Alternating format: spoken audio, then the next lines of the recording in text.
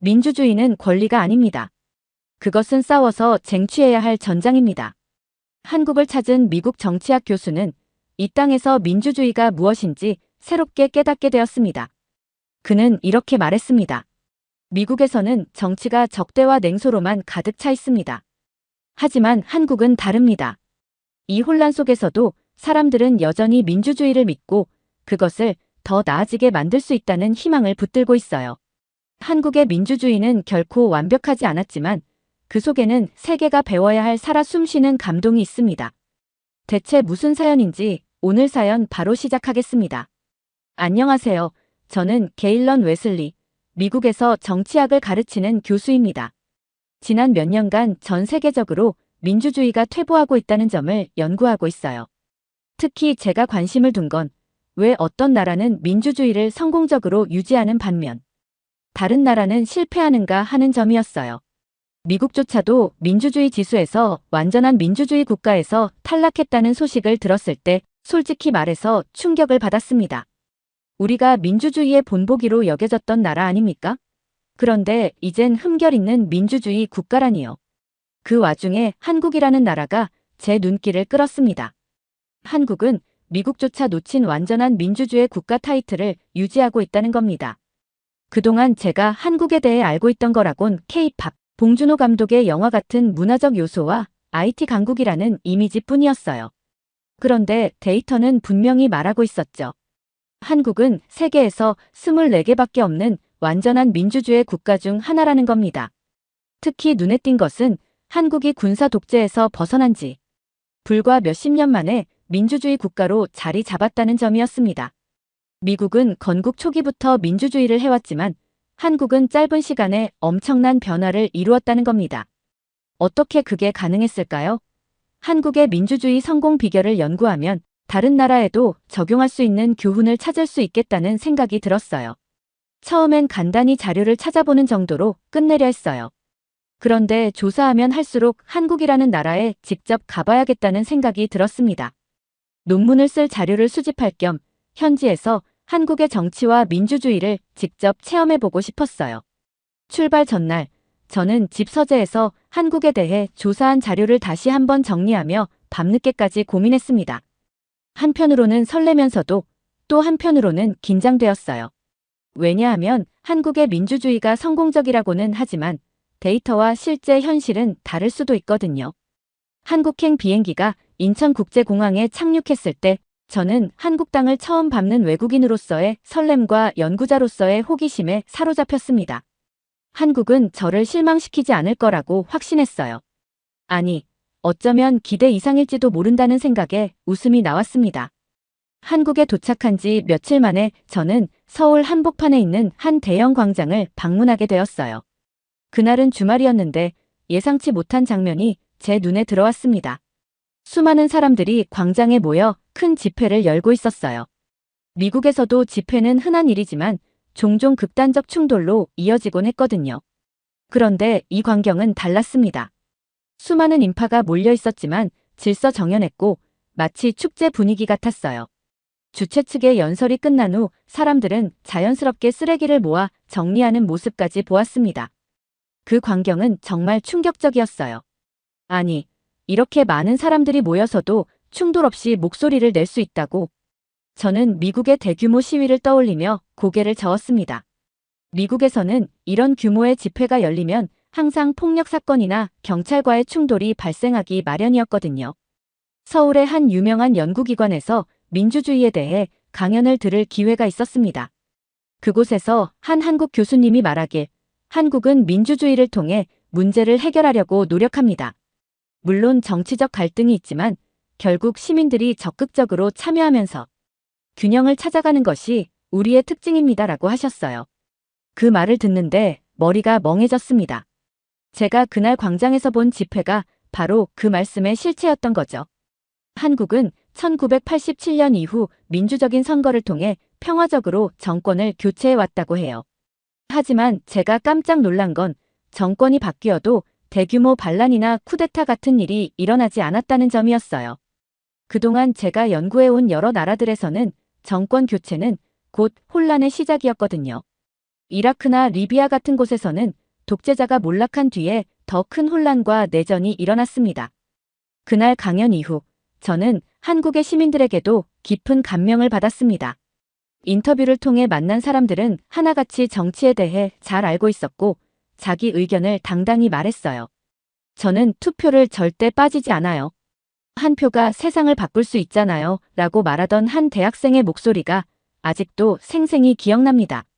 미국에서는 정치적 냉소주의가 만연한 상황인데 한국에서는 사람들이 여전히 투표를 통해 변화를 만들 수 있다고 믿고 있다는 사실이 부러웠어요. 한국의 민주주의가 특별히 인상적이었던 점은 시민들이 민주주의를 생활 속에서 실천하고 있다는 점이었습니다. 집회, 토론, 투표에 적극적으로 참여하면서 자신들의 목소리가 사회에 반영되도록 노력하고 있었어요. 저는 한국에서 며칠간의 일정을 보내며 그들이 어떻게 현재의 민주주의를 이루었는지 궁금해졌습니다. 이곳에서 본 시민들의 정치적 열정과 사회적 참여는 하루아침에 생긴 것이 아니었을 거예요. 그래서 한국 민주주의의 뿌리를 찾아보겠다고 결심했습니다. 제 목적지는 광주였습니다. 한국 민주주의의 역사를 이해하기 위해 저는 1980년에 이곳에서 일어난 민주화 운동, 즉 광주민주화 운동의 현장을 직접 보고 싶었습니다. 이 운동은 한국 민주주의의 방향을 바꾼 중요한 전환점으로 알려져 있었습니다. 광주 민주화 운동 기념관을 찾았을 때 그곳의 전시물들은 제 예상보다 훨씬 강렬한 감정을 불러일으켰습니다. 전시된 사진과 기록들, 그리고 그날의 참혹함을 생생하게 보여주는 동영상 자료는 저를 말 그대로 압도했어요. 특히 시민들이 군사정권의 폭압에 맞서 목숨을 걸고 싸운 모습은 제게 충격을 주었습니다. 전시관의 한 영상에서 한 어머니가 울면서 말하던 대사가 기억에 남습니다. 우리는 민주주의를 위해 자식을 보냈어요. 그들이 희생한 이유를 잊지 말아야 합니다. 그 말을 듣는 순간 저도 모르게 눈물이 났습니다. 미국에서도 민주주의를 지키기 위한 희생이 많았지만 이렇게 많은 이들이 군사정권에 맞서 가족과 생명을 바친 사례는 제게 너무나 낯설고 충격적으로 다가왔습니다. 광주민주화운동이 왜 발생했는지 그 배경을 이해하기 위해 저는 역사적 자료를 다시 들춰보았습니다. 박정희 대통령이 1979년 암살당한 후 한국은 권력 공백 상태에 빠졌습니다. 그 틈을 타 당시 국군보안사령관이었던 전두환과 그의 동료들이 군사 쿠데타를 일으켜 정권을 장악했습니다. 이를 12.12 군사반란이라 부른다고 하더군요. 전두환과 신군부는 비상계엄령을 확대하며 권력을 강화했고 국민들의 민주화 요구를 무력으로 억누르려 했습니다. 광주는 그 억압에 맞서 싸운 대표적 도시였습니다. 광주민주화운동은 단순한 시위가 아니었습니다. 시민들과 학생들은 신군부의 억압에 맞서며 한국 민주주의의 가능성을 보여줬습니다. 그러나 그 대가는 너무나 가혹했습니다. 계엄군은 무자비하게 진압작전을 펼쳤고 수많은 사람들이 희생되었습니다. 전두환 정권이 이 사건을 철저히 은폐하려 했음에도 시민들은 그 진실을 기억하고 오늘날까지 전하고 있습니다. 그날 저녁 저는 광주의 한 카페에서 한 젊은 한국인과 대화를 나누었습니다. 그는 이렇게 말했습니다. 광주는 과거의 상처가 아닙니다. 우리는 민주주의를 위해 싸운 사람들의 희생을 기억하며 그들을 위해 더 나은 세상을 만들어야 한다고 믿어요. 그 말은 저에게 강렬한 울림을 주었습니다. 광주 민주화운동을 통해 알게 된 것은 한국 민주주의의 여정이 결코 쉬운 길이 아니었다는 점이었습니다. 독재의 억압을 물리치는 과정에서 이루어진 희생과 그 희생을 기반으로 쌓아올린 민주주의의 성과는 한국만의 독특한 역사였습니다. 서울로 돌아온 후 저는 또 다른 민주화의 장면을 보기 위해 1987년 6월 민주항쟁이 벌어졌던 장소를 찾았습니다. 당시 시민들이 군사독재를 끝내기 위해 거리로 나왔고 결국 직선제 개헌이라는 큰 변화를 이루어냈습니다. 저는 그곳에서 당시의 역사적 순간을 되새기며 한국 민주주의의 힘이 어디에서 오는지 조금씩 깨닫게 되었어요. 그 후로도 저는 여러 한국 사람들과 이야기를 나누며 그들의 민주주의 여정에서 느꼈던 희망과 고통을 들을 수 있었습니다. 특히 한 할아버지의 이야기가 인상 깊었습니다. 그는 이렇게 말했습니다. 우리는 독재와 신군부에 굴하지 않았습니다. 민주주의를 위해 싸웠고 그 결과 지금의 한국이 있는 겁니다. 하지만 이걸 지키는 건 우리 자식들의 몫이에요. 그 말은 민주주의를 과거의 승리로만 여기지 않고 계속 지켜야 할 과업으로 보는 그들의 마음가짐을 보여줬습니다.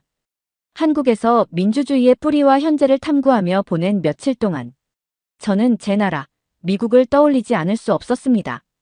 미국은 세계적으로 민주주의의 상징이자 선두주자라는 이미지를 가지고 있죠. 그러나 최근 들어 그 이미지는 빛이 바래고 있습니다.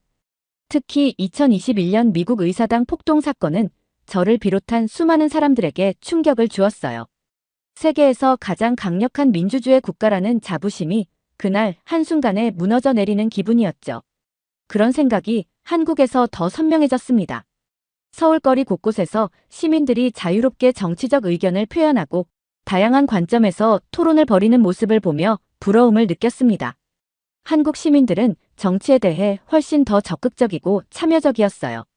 제가 만난 한 택시 기사님은 정치 이야기를 꺼내며 우리가 이렇게 말하고 행동하지 않으면 아무도 우리를 대신해주지 않아요 라고 하셨습니다. 순간 저는 미국인으로서 부끄러워졌습니다. 우리나라에서는 정치에 대한 관심이 점점 냉소적으로 변하고 있습니다. 사람들이 투표를 기권하거나 자신과 다른 의견을 가진 사람들과의 대화를 회피하곤 하죠. 미국에서는 정치적 양극화가 점점 심화되고 있습니다. 민주당과 공화당 간의 끝없는 대립은 정부 운영의 발목을 잡고 있고 시민들 사이에서도 서로를 적으로 여기는 분위기가 팽배합니다. 한국도 물론 정치적 갈등이 없지는 않지만 사람들이 문제를 해결하기 위해 여전히 참여하고 있다는 점이 두드러졌어요. 정치는 우리의 일상입니다라는 한 한국 대학생의 말이 떠올랐습니다. 한국의 민주주의를 경험하며 느낀 부러움만큼 몇 가지 의문도 생겼습니다. 한국은 과연 이 정치적 열정을 계속 유지할 수 있을까요? 미국처럼 지나치게 양극화되어 민주주의 자체를 위협하는 방향으로 흐를 위험은 없을까요? 미국이 이미 겪고 있는 문제들이 한국에도 서서히 나타나고 있다는 생각이 들었습니다. 특히 한국과 미국의 정권 교체 과정을 비교하면서 많은 점이 떠올랐습니다. 한국은 민주화 이후 여러 차례 정권이 교체되었지만 비교적 평화롭게 진행되어 왔습니다. 반면 미국에서는 최근 몇 번의 선거에서 정권 교체가 오히려 정치적 갈등과 사회적 분열을 더 키우는 결과를 낳았어요. 2020년 대선 이후의 혼란은 그 좋은 예죠. 제가 서울의 한 대학에서 만난 교수님은 그 이유를 이렇게 설명했습니다. 한국에서는 독재와 싸우며 민주주의를 쟁취한 경험이 있기 때문에 민주주의가 얼마나 소중한지 알고 있습니다. 미국처럼 당연한 권리라고 여기는 태도와는 다르죠. 이 말이 제게 깊은 인상을 남겼습니다. 하지만 동시에 저는 한국의 정치 문화에도 잠재적인 문제가 있다고 느꼈습니다. 과거와 달리 정치적 열정이 때로는 양극화와 과도한 감정적 대립으로 변질될 가능성이 있어 보였어요. 마치 미국의 현재를 떠올리게 하는 듯 했습니다. 한국의 민주주의가 성숙한 만큼 그 열정이 때로는 과도하게 폭발할 때가 있는 것처럼 보였습니다. 한국은 미국에 없는 것을 가지고 있었고 미국은 한국의 미래일지도 모르는 모습을 보여주고 있었죠. 우리도 과거에는 이랬는데 한국도 결국 우리처럼 될까? 라는 생각이 들면서 양국의 민주주의가 마치 평행선을 달리고 있는 두 열차처럼 느껴졌습니다. 한국의 민주주의를 탐구하면서 저는 놀라움과 부러움을 느꼈지만 동시에 어떤 불편함도 감지했습니다. 겉으로는 안정적이고 성숙해 보였던 한국 민주주의의 이면에 분명히 존재하는 문제들이 눈에 들어오기 시작한 겁니다. 그중 가장 눈에 띈 것은 한국 정치 문화의 지나친 양극화였습니다.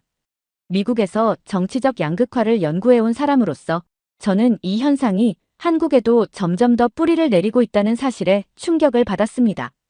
서울에서 만난 한 한국 교수님이 우리나라 정치인은 마치 전쟁을 치르듯이 싸웁니다. 정권을 잡으면 적을 완전히 무너뜨리려고 하죠라고 말씀하셨을 때 저는 그 말이 과장이 아니란 걸 느꼈어요. 이후 몇 차례의 정치 토론 방송과 뉴스를 지켜보니 교수님의 말씀이 사실이라는 게 분명해졌습니다. 토론이라고는 하지만 그것은 의견 교환이 아니라 상대방을 짓밟기 위한 싸움처럼 보였어요. 토론에 참여한 정치인들은 상대를 설득하려는 노력은커녕 서로를 비난하고 공격하기에만 급급했습니다. 말끝마다 당신네 정당이 문제다. 라는 비난이 쏟아졌습니다. 미국의 의회에서 흔히 보던 광경과 놀랍도록 닮아 있었습니다. 그뿐만이 아니었어요. 거리에서 만난 시민들조차 자신과 다른 정치적 견해를 가진 사람들에 대해 적대감을 드러내곤 했습니다. 한 택시 기사님은 저에게 이렇게 말했습니다. 저 사람들 때문에 나라가 망하고 있어요. 걔네만 없으면 세상이 좀 나아질 겁니다. 정치적 대립이 단순한 의견 차이를 넘어 서로를 적으로 간주하는 수준에 이르고 있다는 느낌이 강하게 들었습니다. 이런 정치적 양극화는 정치 지도자들의 행태에서도 명확히 드러났습니다. 정권이 바뀔 때마다 그들은 자신들의 사람들을 주요 직위에 앉히고 이전 정권의 사람들을 철저히 배제하는 모습을 보였습니다. 한 인터뷰에서 들었던 정권이 바뀌면 7,000개의 자리가 바뀝니다라는 말이 떠올랐어요. 특히 한 한국 교수님이 언급한 살기 아니면 죽기라는 표현이 제게 크게 와닿았습니다. 교수님은 한국에서는 정권을 잡지 못하면 모든 것을 잃는다는 두려움이 크기 때문에 정치가 항상 적대적으로 변할 수밖에 없습니다라고 하셨죠. 이런 감정적 양극화는 시민들의 정치 참여에도 영향을 미치는 듯 했습니다. 많은 사람들이 정치에 깊이 관여하고 있지만 그 참여는 때때로 생산적이지 못하고 대립적인 방향으로 흐르고 있었습니다. 과거 한국 민주주의의 열정이 이제는 지나친 감정적 반응으로 변질되고 있다는 생각이 들었습니다. 한국은 여전히 놀라운 나라지만 이대로 가다간 그들이 지금까지 이룬 성과가 위태로워질 수도 있겠구나. 제 머릿속에 이런 생각이 자리 잡았습니다. 저는 과거의 역사를 통해 민주주의를 지키기 위해 치른 한국인들의 노력을 알게 되었고, 이제는 그들이 새로운 형태의 위협과 맞서야 하는 상황을 보게 된 것입니다. 이제 제가 해야 할 일은 한국의 정치적 문제뿐만 아니라 그 문제를 해결할 수 있는 가능성도 탐구하는 것이었습니다. 한국에서의 경험을 마치고 미국으로 돌아온 저는 약간 흥분 상태였습니다. 서울의 거리와 광장에서 보았던 시민들의 열정, 그리고 민주주의를 지키기 위해 싸운 과거의 이야기들은 제게 깊은 감명을 남겼어요. 그러나 미국에 돌아온 지 며칠 만에 한국에서 들려온 소식은 저를 크게 충격에 빠뜨렸습니다. 저는 한국 뉴스 기사를 접했는데 그 내용은 제가 서울에서 보았던 민주주의의 모습과는 전혀 달랐어요. 계엄령 사태 이후로 탄핵 찬반 시위가 전국적으로 벌어지며 거리는 갈라져 있었고, 여당과 야당, 보수와 진보 사이의 갈등은 말 그대로 폭발 직전의 상태처럼 보였습니다. 뉴스 화면에서는 광화문과 여의도 등 한국의 중심지에서 벌어지는 시위 장면이 비춰졌습니다.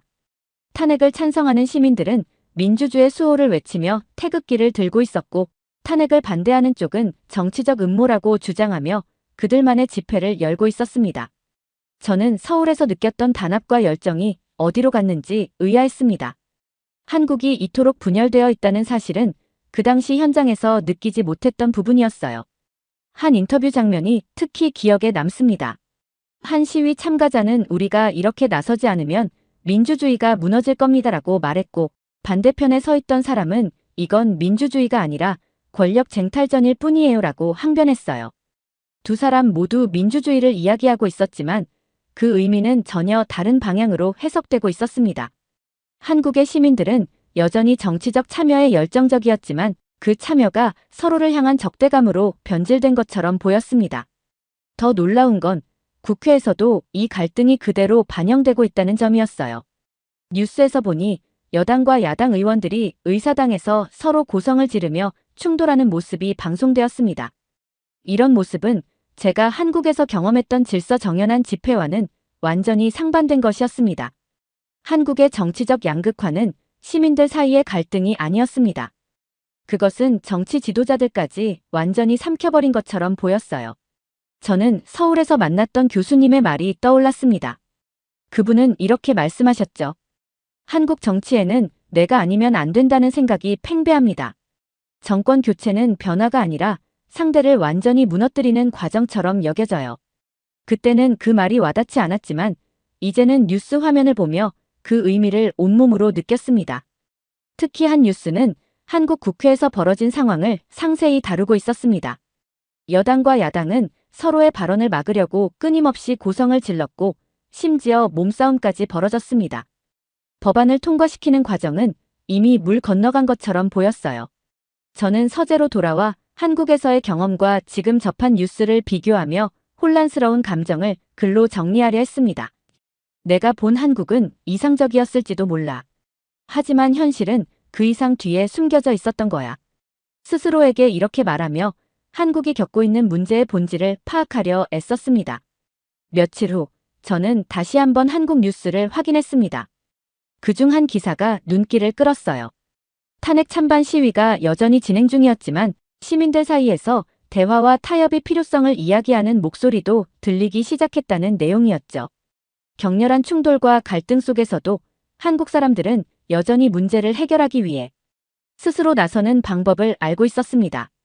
저는 그 기사를 읽으며 작은 희망을 느꼈습니다. 한국의 민주주의는 갈등과 분열 속에서도 생존하고 더 나아가 그 갈등을 극복할 힘을 가진 듯 보였어요. 그날 밤 저는 서울에서 만났던 한 대학생과 나눴던 대화를 떠올렸습니다. 그는 이렇게 말했어요. 우리 민주주의는 완벽하지 않아요. 하지만 그걸 고쳐나가는 것도 우리의 몫이라고 생각합니다. 우리 부모님 세대가 독재를 무너뜨렸다면 우리 세대는 민주주의를 더 나은 방향으로 만들 책임이 있어요. 그 말은 당시에도 감명 깊었지만 지금은 훨씬 더 깊게 와닿았습니다. 미국과 한국은 여러모로 닮은 점이 많습니다. 두 나라 모두 민주주의를 유지하기 위해 싸워왔고 동시에 정치적 양극화라는 문제와 씨름하고 있죠. 하지만 한국은 한 가지 특별한 점이 있었습니다.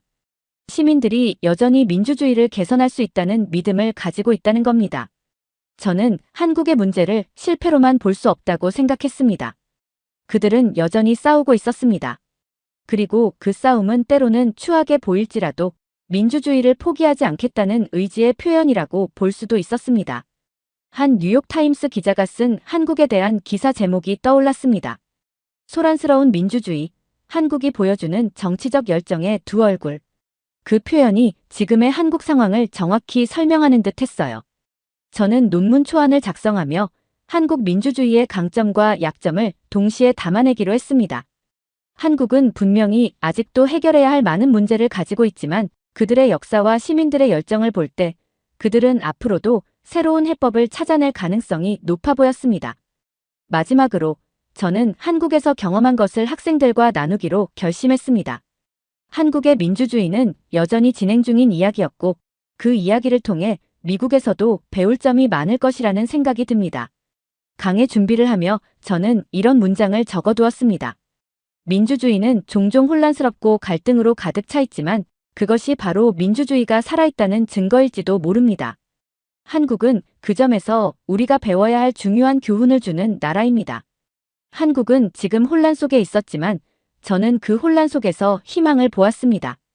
그들의 민주주의는 완벽하지 않지만 그렇기에 더 나은 미래를 향한 가능성을 품고 있었습니다. 그리고 그 가능성은 결국 시민들의 손에 달려 있었습니다. 한국은 이번에도 해낼 수 있을 겁니다. 두 번째 사연 시작합니다. 한국은 일본과 중국 사이에 있는 작은 나라 아닌가요? 전쟁의 후유증에서 벗어나지 못한 아시아의 유일한 휴전 국가라고 알고 있어요. 어떻게 그런 나라가 전 세계 모든 선진국들이 연구하는 꿈의 기술 분야에서 세계 최고 기록을 가지고 있을 수가 있죠? 한국이 정말 이런 성과를 냈다면 왜 세계적으로 알려지지 않았나요? 발전이 덜 된 나라여서 기술 홍보나 국제적인 협력에서 제대로 인정받지 못한 건가요? 라고 말하며 충격받은 캐나다 연구원이 있습니다. 대체 무슨 사연일지 오늘 사연 바로 시작하겠습니다. 안녕하세요. 저는 케일런 프레스턴, 캐나다에서 핵융합 연구를 진행하는 과학자입니다. 태양의 에너지를 지구에서 재현하려는 꿈의 기술, 핵융합. 이것이 저의 연구 분야이자 삶의 대부분을 차지하는 주제입니다. 무제한의 에너지를 생산해 에너지 고갈 문제와 환경 문제를 동시에 해결할 수 있는 기술이기에 저는 이 연구에 자부심과 열정을 갖고 있습니다. 캐나다는 미국, 유럽과 같은 주요 핵융합 강국들과 긴밀히 협력하며 기술 개발을 진행 중입니다. 저 역시 여러 국제 프로젝트에 참여하며 각국의 연구진과 교류해왔습니다. 그러나 솔직히 말해 아시아의 핵융합 기술에 대해서는 크게 주목한 적이 없었습니다. 일본은 1950년대부터 핵융합을 연구해왔다는 사실 정도는 알고 있었지만 그 외에는 별다른 관심을 두지 않았습니다. 한국이나 중국 같은 나라들은 핵융합과는 거리가 멀다고 생각했죠. 그런데 얼마 전 제가 믿고 존경하는 학자 중 한 명이 충격적인 이야기를 했습니다. 그는 한국이라는 나라가 몇 년 전에 핵융합 연구에서 놀라운 성과를 냈다고 했습니다. 케일런, 한국이 2021년에 세계 최초로 초전도 토카막을 성공적으로 운영했어. 저는 그의 말을 듣고 잠시 멍해졌습니다. 한국, 그저 일본과 중국 사이의 작은 나라라고 생각했던 그 한국이 전쟁과 분단의 이미지로만 남아있던 나라가 저는 그 이야기를 믿기 어려웠습니다. 그럴 리 없어요. 한국은 그런 기술을 가질 만큼 발전한 나라가 아닌 걸로 알고 있는데요. 라고 대답했죠. 그 학자는 고개를 저으며 말을 이어갔습니다. 아니야, 케일런 내가 잘못 알고 있는 거야. 한국은 이미 핵융합 기술에서 핵심적인 역할을 하고 있어. 너희 나라에서도 한국과의 협력을 준비하고 있다는 소식도 들었어. 그 말에 저는 더 큰 충격을 받았습니다. 한국과의 협력. 제가 캐나다의 핵융합 연구 네트워크에서 한 번도 들어보지 못한 이름인 한국과의 협력이 준비되고 있다니요. 저는 마음속에서 무언가 뒤집히는 듯한 기분이 들었습니다. 어떻게 이런 나라가 있었지? 어떻게 지금까지 몰랐을까? 그래서 저는 찾아보기 시작했습니다. 인터넷 검색을 통해 K스타라는 이름의 토카막 연구소에 대해 알게 되었고 2020년에는 1억 도의 초고온 플라즈마를 약 20초 동안 유지했으며 2021년에는 이를 30초 이상으로 연장했다는 사실을 확인했습니다. 이는 현재 세계에서 가장 긴 기록 중 하나로 기술적으로 매우 어려운 작업임을 저는 잘 알고 있었습니다. 제 머릿속은 혼란스러웠습니다. 한국이 이런 성과를 냈다는 것이 믿기지 않았습니다. 이 모든 이야기가 사실이라면 제 판단과는 다르게 한국이 기술적으로 무시할 수 없는 나라라는 뜻이었습니다. 저는 점점 더 궁금해졌습니다. 한국에 직접 가본다면 어떤 모습일까? 제 머릿속에는 상상도 못할 장면들이 펼쳐질 것 같았습니다. 저는 한국 방문을 결심하게 되었습니다. 공식적인 협력 요청 없이 단순히 견학 차원에서 즉흥적으로 떠나기로 마음먹었습니다. 아직은 일본과 중국보다 뒤처진 나라일 거야. 대충 둘러보고 돌아오면 되겠지. 그렇게 생각하며 가장 빠른 비행기 표를 예약했습니다. 한국행 비행기를 예약하고 나서도 머릿속은 여전히 혼란스러웠습니다. 한국, 정말로 그 작은 나라가 세계적인 핵융합 기술을 보유하고 있다고. 사실 어린 시절 학교에서 배운 한국에 대한 이미지는 전혀 그런 모습이 아니었습니다. 저는 한국에 대해 배운 것이 거의 없었습니다. 교과서에는 주로 일본과 중국의 역사가 주를 이루었고 한국은 일본과 중국 사이의 작은 나라로 묘사되는 경우가 많았습니다. 그나마 남아있던 한국에 대한 이미지는 전쟁과 분단이었습니다. 1950년대에 한반도에서 전쟁이 있었고 그 이후로 분단 상태다라는 간략한 설명이 전부였습니다. 저는 한국을 전쟁 후유증에서 벗어나지 못한 가난한 나라로 상상했죠. 물론 그게 과거의 일이라는 것도 알고 있었습니다. 하지만 한국이 과연 얼마나 발전했을지에 대해서는 한 번도 깊이 생각해 본 적이 없었습니다. 그냥 일본이나 중국 같은 나라들에 비해 뒤처져 있을 거라는 막연한 생각만 있었습니다. 한국과의 개인적인 접점도 전혀 없었습니다. 저는 연구자로서 일본이나 중국과는 학술적인 교류가 조금 있었지만 한국과의 협력이나 교류는 단 한 번도 경험한 적이 없었습니다. 심지어 제가 아는 주변 연구자들 사이에서도 한국에 대해 이야기하는 사람은 없었습니다. 그만큼 한국이 중요하지 않은 나라일 거야라고 단정 지어버렸습니다. 하지만 인터넷에서 K스타와 관련된 몇 가지 정보를 찾아보면서 머릿속이 점점 복잡해졌습니다. 한국이 1억 도 이상의 초고온 플라즈마를 30초 이상 유지했다는 사실은 단순히 기술적 성과가 아니라 핵융합 연구에서 선두에 있다는 것을 의미했습니다. 솔직히 말해서 저는 아시아에 대해 잘 모릅니다. 그나마 알고 있는 일본은 오랜 시간 동안 세계적인 기술 강국으로 자리 잡아왔고 로봇, 전자기기, 자동차 등에서 세계를 선도하고 있다는 것을 알고 있었습니다. 핵융합 연구에서도 1950년대부터 연구를 시작했고 일본의 JT60SA와 같은 대규모 프로젝트도 알고 있었습니다. 그래서 일본은 자연스럽게 기술 강국으로 인식되었죠. 중국은 제가 예전에 잘 몰랐던 나라입니다. 그러나 최근 몇 년 사이 중국의 경제 성장과 기술적 진보가 세계적으로 주목받으면서 저도 조금씩 중국의 이름을 들을 기회가 생겼습니다. 중국은 국가적으로 핵융합 기술에 대해 대대적인 홍보를 하고 있었고 캐나다에서도 중국과의 교류 이야기가 나오기 시작했죠. 이런 배경 때문에 저는 아시아에서 일본과 중국을 중요한 나라로 생각했지만 한국은 여전히 저의 관심 밖이었습니다. 한국의 핵융합 기술에 대한 정보를 조금 더 찾아보면서도 머릿속에는 선입견이 가득했습니다. 한국이 정말 이런 성과를 냈다면 왜 세계적으로 알려지지 않았을까? 저는 한국이 아직 발전이 덜 된 나라여서 기술 홍보나 국제적인 협력에서 제대로 인정받지 못하고 있다고 판단했습니다.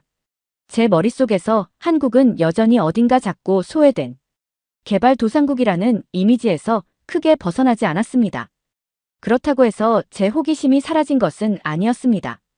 오히려 한국이라는 나라가 제 상상과 얼마나 다를지 직접 보고 싶다는 마음이 커졌습니다. K스타가 실제로 존재한다면 한 번쯤 가서 직접 눈으로 보는 것도 나쁘지 않겠군. 솔직히 말하면 이 여행이 그저 짧은 호기심 충족에 그칠 거라고 생각했죠. 비행기가 인천국제공항 활주로에 착륙하는 순간 저는 창문 너머로 펼쳐진 공항의 모습을 보고 약간 놀랐습니다. 공항이 이렇게 현대적이고 규모가 클 줄은 몰랐거든요.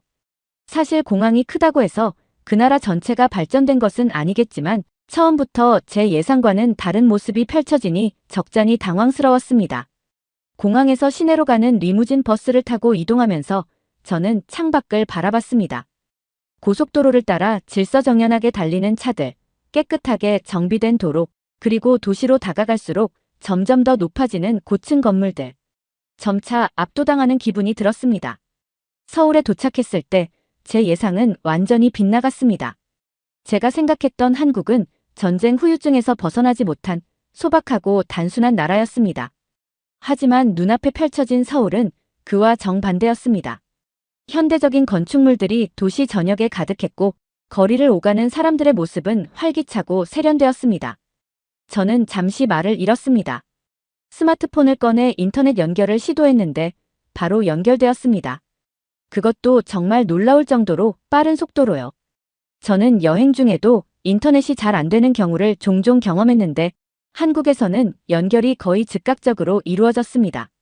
심지어 버스 안에서도 와이파이가 안정적으로 제공되고 있었습니다. 이건 말이 안 돼. 어떻게 이런 기술 수준을 가진 나라가 제대로 알려지지 않았을까? 호텔에 도착해서 체크인을 마친 후 저는 가벼운 산책을 나가기로 했습니다. 서울의 첫 인상을 더 자세히 느껴보고 싶었거든요.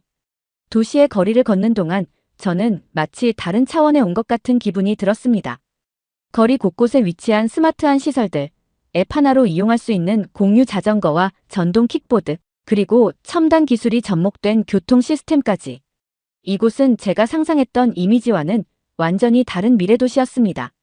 특히 지하철을 탔을 때 저는 또 한 번 충격을 받았습니다. 지하철역 내부는 넓고 깨끗했으며 디지털 안내판과 고속 엘리베이터가 설치되어 있었습니다. 게다가 지하철 내부에는 무료 와이파이까지 제공되었습니다. 전 세계에서 이런 지하철 시스템을 경험할 수 있는 곳은 많지 않습니다. 저는 속으로 생각했습니다.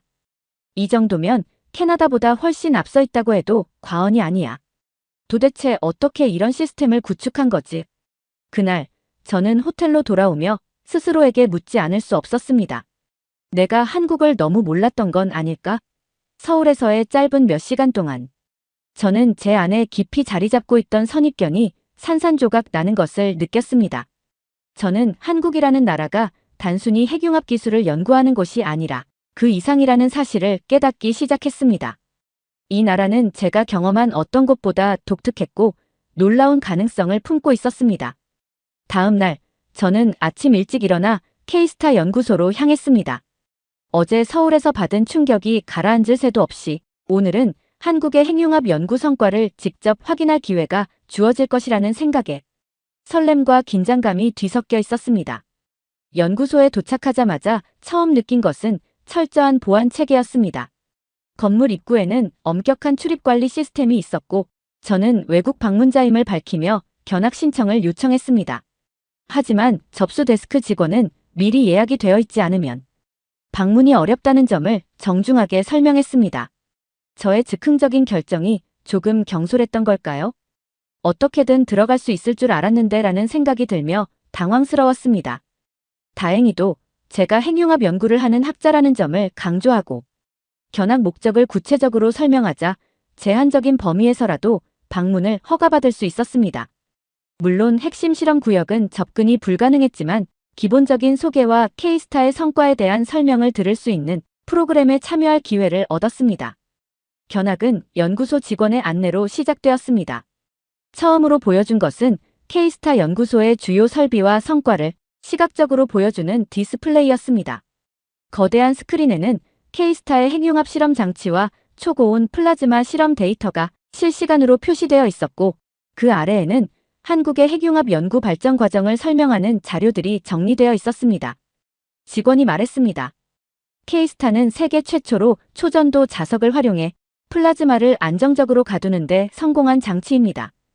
2007년에 첫 가동을 시작했으며 이후 꾸준히 기술을 발전시켜 현재는 세계에서 가장 긴 1억도 플라즈마 유지 기록을 보유하고 있습니다. 저는 다시 한번 물었습니다. 정말 세계 최고 기록을 보유하고 있나요? 그는 미소를 지으며 고개를 끄덕였습니다. 맞습니다. 2020년에는 약 20초 동안 1억도 이상의 플라즈마를 유지했으며 2021년에는 이를 30초 이상으로 연장했습니다. 이는 현재까지 세계적으로도 가장 긴 기록 중 하나입니다. 이야기를 듣는 내내 저는 말문이 막혔습니다. 초고온 플라즈마를 안정적으로 유지하는 것은 핵융합 연구에서 가장 어려운 과제 중 하나입니다. 그 어려운 작업을 이 작은 나라, 한국이 해냈다니. 저는 그동안 한국을 과소평가했던 스스로가 부끄러웠습니다. 직원은 이어서 한국이 아이터 프로젝트에서 맡은 역할에 대해서도 설명했습니다. 한국은 아이터 프로젝트에서 초전도 자석과 진공용기를 설계하고 제작하는 주요 역할을 맡고 있습니다.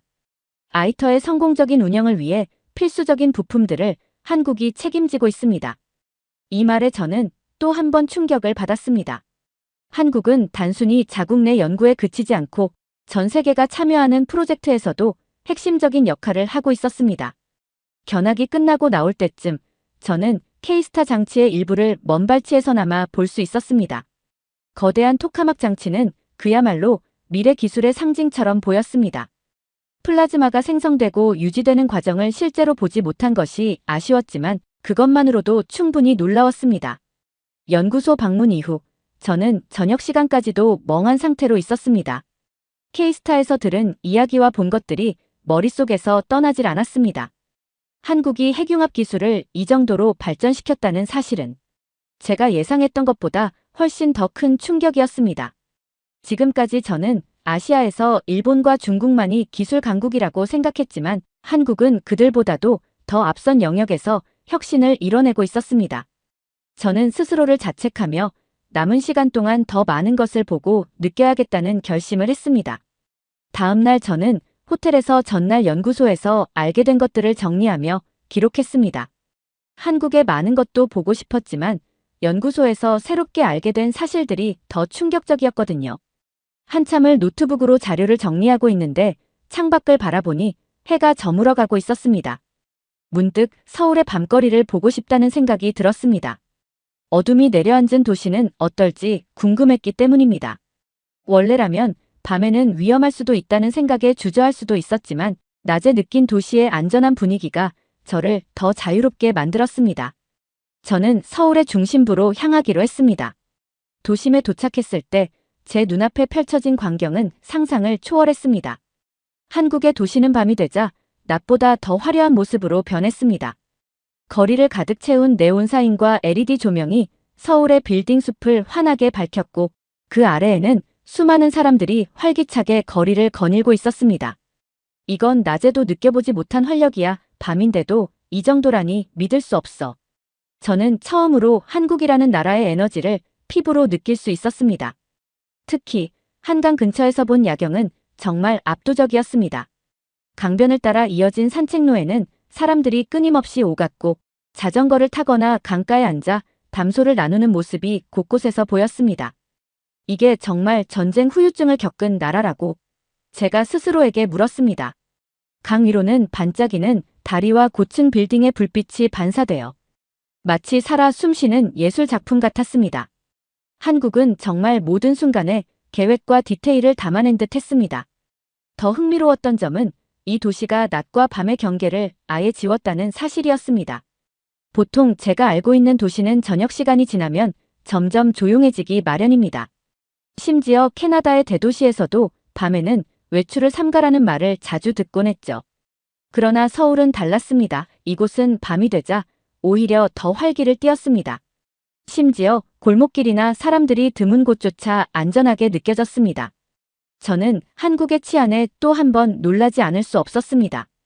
밤에 이렇게 자유롭게 돌아다닐 수 있는 도시가 얼마나 있을까? 저는 주위를 둘러보며 감탄했습니다. 사람들이 카페 테라스에 앉아 여유롭게 시간을 보내는 모습, 음식점에서 다양한 음식을 즐기는 풍경, 거리에서 버스킹을 하는 젊은이들까지. 한국은 그 자체로 활기가 넘쳤습니다. 도시를 걷다 보니 현대적이고 세련된 고층 건물들 사이에 전통적인 한옥 스타일의 건축물이 눈에 띄었습니다. 그것들은 마치 시간이 멈춘 것처럼 고요하고도 아름다웠습니다. 저는 한옥이 현대 건물들과 자연스럽게 어우러지는 모습을 보고 깊은 감명을 받았습니다. 이곳은 단순히 기술만 발전한 나라가 아니야. 전통과 현대를 완벽히 조화시킨 나라야. 저는 그 순간 한국이라는 나라가 가진 문화적 깊이에 대해 다시 생각하게 되었습니다. 한국은 전통과 현대를 연결하는 방식을 정말 능숙하게 보여주고 있었습니다. 거리 곳곳에 보이는 작은 전통 가게들과 현대적인 카페가 조화롭게 공존했고, 전통적인 소품들이 가득한 상점들 옆에는 디지털 기술로 운영되는 편의점이 자리 잡고 있었습니다. 모든 것이 대조적이면서도 자연스럽게 어우러져 있었습니다. 저는 어느새 한국이라는 나라에 대해 경외감을 느끼기 시작했습니다. 낮에는 첨단 기술과 현대적인 삶의 모습을 봤다면 밤에는 이 나라가 가진 활기와 안전, 그리고 전통과 현대의 균형을 느꼈습니다. 숙소로 돌아오는 길, 저는 한국의 밤에서 느낀 이 모든 경험을 제 머릿속에 깊이 새겼습니다. 그리고 더 많은 것을 알고 싶어졌습니다. 한국은 단순히 핵융합 기술이 뛰어난 나라가 아니었습니다. 이 나라는 모든 면에서 세계를 놀라게 할 준비가 되어 있는 곳이었습니다. 다음 날, 저는 더 많은 곳들을 둘러보기로 결심했습니다. 한국의 첨단 기술이 일상에 스며든 모습을 보기 위해 전날 늦게까지 인터넷을 통해 찾아본 판교 테크노밸리라는 곳을 방문했습니다. 이곳은 단순히 회사와 연구소가 밀집된 곳이 아니라 기술과 도시가 하나로 융합된 공간처럼 보였습니다. 한 건물 내부를 방문했을 때 저는 디지털 기술이 사람들의 삶에 얼마나 깊이 침투해 있는지 알게 되었습니다. 직원들은 모두 태블릿과 스마트폰으로 업무를 처리하며 종이를 사용하는 사람은 거의 없었습니다. 심지어 커피를 주문하거나 회의실을 예약하는 것도 앱 하나로 해결되었고, 이러한 디지털화는 업무뿐만 아니라 도시 전체로 확장된다는 것을 알 수 있었습니다. 다음으로 저는 일반 시민들이 이용하는 교통 시스템을 경험하기 위해 지하철을 다시 이용해봤습니다. 이번에는 더 자세히 관찰하며 기술적 요소를 이해하려고 했습니다. 한국의 지하철은 단순한 대중교통수단을 넘어선 기술의 집약체였습니다. 각 역에는 안내 시스템이 설치되어 있어 사람이 아닌 디지털 가이드가 정보를 제공했고, 열차 내부는 실시간으로 연결된 디지털 광고판으로 가득 차 있었습니다. 특히 지하철 내부의 와이파이 속도는 제가 캐나다에서 집에서 사용하는 인터넷 속도보다 훨씬 빨랐습니다. 이건 단순히 빠른 교통수단이 아니야. 한국 사람들은 이동 중에도 완전히 연결된 삶을 살고 있군. 저는 놀라움을 감추지 못했습니다. 그날 오후, 저는 한국의 스마트 쇼핑 시스템을 경험하기 위해 한 대형마트를 방문했습니다. 입구에 들어서자마자 제가 본 것은 캐셔가 아니라 무인 계산 시스템이었습니다. 필요한 물건을 담고 계산은 QR코드를 스캔하기만 하면 끝났습니다. 저는 이 경험을 하며 한국이 얼마나 디지털 혁신에 앞서 있는지 몸소 느낄 수 있었습니다. 이런 시스템을 캐나다에서 본 적이 있던가 생각해보니 전혀 없었습니다. 이 나라는 기술을 단순히 개발하는 데 그치지 않고 사람들의 삶에 깊숙이 적용시키고 있군. 이렇게 폭넓게 기술을 활용하는 나라를 본 적이 있던가. 저는 이 나라가 가진 능력과 잠재력에 더욱 깊은 인상을 받게 되었습니다. 하루가 끝날 때쯤 저는 서울 한복판에 있는 작은 공원을 지나게 되었습니다. 공원 한가운데에는 전통적인 스타일의 작은 카페가 자리 잡고 있었습니다. 저는 커피를 주문하고 잠시 자리에 앉아 이 나라가 가진 고유의 매력을 되새겨봤습니다. 전통과 현대가 이렇게 자연스럽게 어우러진 나라는 본 적이 없었습니다. 기술적으로는 세계를 선도하면서도 전통을 소중히 지키는 모습은 제가 알던 다른 어떤 나라와도 달랐습니다. 한국이라는 나라는 이제 더 이상 제가 처음 알았던 작은 개발도상국의 이미지와는 거리가 멀었습니다. 이곳은 세계 어느 나라와 견주어도 뒤처지지 않는, 아니 오히려 앞서 나가는 기술 강국이었고 문화적 깊이까지 겸비한 독특한 나라였습니다. 며칠 동안 한국을 직접 경험하면서 저는 제가 얼마나 이 나라를 잘못 알고 있었는지 절실히 깨닫게 되었습니다. 저에게는 여전히 많은 질문이 남아 있었지만 한 가지는 분명했습니다. 나는 이 나라를 너무 과소평가했다. 아니, 제대로 알지도 못하면서 판단해버렸어. 저는 한국의 IT 인프라, 핵융합 기술, 그리고 그 밖의 모든 기술적 우위를 직접 목격하며 이 나라가 세계의 흐름을 바꿀 준비가 되어 있는 나라라는 사실을 깨달았습니다. 하지만 그 깨달음은 단순히 기술에서 그치지 않았습니다. 제가 가장 충격을 받았던 점은 이 나라의 사람들이었습니다. 제가 방문했던 연구소와 마트, 지하철에서 마주쳤던 사람들은 모두 한결같이 효율적이고 빠르며 동시에 여유로워 보였습니다. 이들은 끊임없이 움직이고 발전하며 삶을 즐기고 있었습니다. 제가 알고 있던 다른 나라들, 심지어 제가 태어난 캐나다에서도 이렇게 일상의 기술이 깊숙이 들어오고 사람들이 이를 자연스럽게 사용하는 모습은 본 적이 없었습니다. 저는 문득 스스로에게 질문했습니다. 왜 한국에 대해 이렇게 몰랐을까? 저는 그 답을 찾아내기 위해 어렸을 때 학교에서 배운 내용을 떠올렸습니다.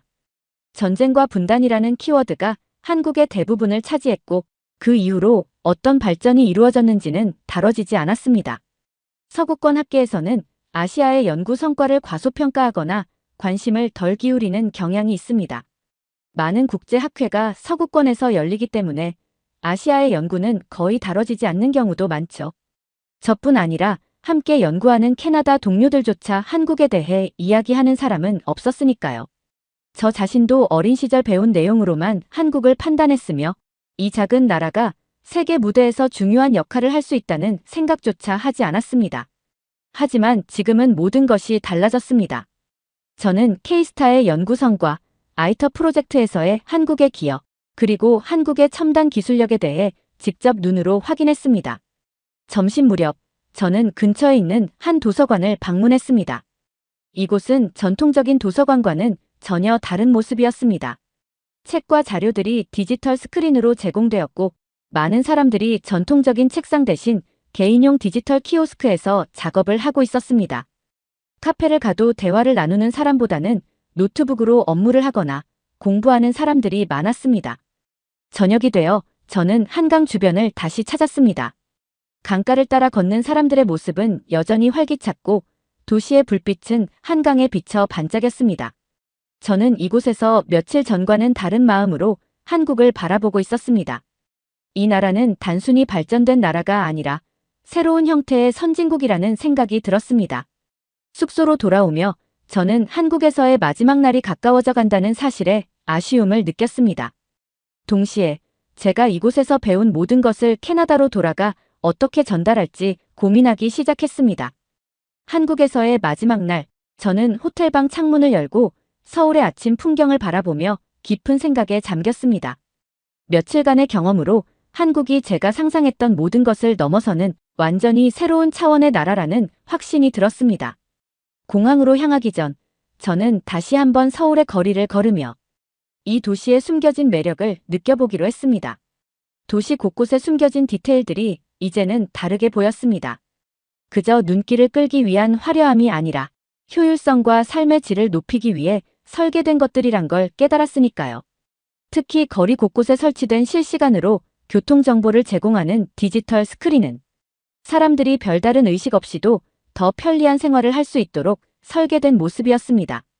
점심시간에는 제가 머물던 숙소 근처에 작은 한식당을 찾았습니다. 식당 내부는 현대적인 인테리어와 전통적인 한국식 디자인이 조화를 이루고 있었습니다. 저는 불고기와 된장찌개라는 한국 요리를 주문했는데 한 입 먹는 순간 깊은 감동을 받았습니다. 맛 자체도 훌륭했지만 단순한 음식 이상의 감동이 느껴졌습니다. 식사를 마치고 저는 공항으로 가기 위해 택시를 탔습니다. 한국의 택시 역시 스마트 기술로 무장되어 있었습니다. 내비게이션은 인공지능으로 작동하며 결제는 현금 없이도 간단히 앱으로 처리할 수 있었습니다. 기사님과 짧은 대화를 나누며 한국의 기술 발전에 대해 물었더니 그는 웃으며 말했습니다. 우리는 빨리 달려야 해요. 작은 나라니까 더 열심히, 더 빨리 해야 살아남을 수 있거든요. 그 한마디가 저의 생각을 흔들었습니다. 이 나라의 놀라운 발전은 단순한 기술적 성취가 아니라 생존을 위해 끊임없이 노력하고 도전해온 국민들의 정신에서 비롯된 것이었습니다. 공항에 도착한 후 출국 수속을 밟으면서도 저는 멍하니 한국에서의 시간을 떠올렸습니다. 한국은 제가 경험했던 어느 나라보다도 미래지향적이고 독창적인 나라였습니다. 단순히 기술이 뛰어난 것이 아니라 그 기술을 삶에 녹여내는 방식, 그리고 전통과 현대를 조화롭게 융합하는 방식이 놀라웠습니다. 우리는 이런 나라와 협력하지 않고는 미래 에너지 시장에서 뒤처질 수밖에 없을 거야. 제 머릿속에는 이미 한국과의 협력 방안을 연구소 동료들에게 어떻게 설득할지 계획이 떠오르고 있었습니다. 사실 이번 방문은 너무 즉흥적으로 이루어진 탓에 한국이라는 나라를 깊이 이해하기에는 부족했습니다. 그래서 저는 제대로 준비해서 다시 한번 이곳을 방문하려고 합니다. 한국의 연구자들과 직접 만나 협력 가능성을 논의하고 핵융합 기술을 포함한 더 많은 분야를 탐구하고 싶습니다. 다음번에는 더 깊은 존경심과 겸손한 자세로 한국을 바라보며 진정한 협력의 길을 찾고 싶다는 생각을 했습니다. 조만간 더 철저히 준비해서 다시 찾아오겠습니다. 그때는 협력을 통해 서로에게 더 큰 발전을 가져올 수 있기를 기대합니다. 오늘 사연이 재미있으셨다면 구독과 좋아요, 알림 설정까지 부탁드립니다. 더 재미있는 사연으로 돌아오겠습니다. 이상 감동탐험이었습니다.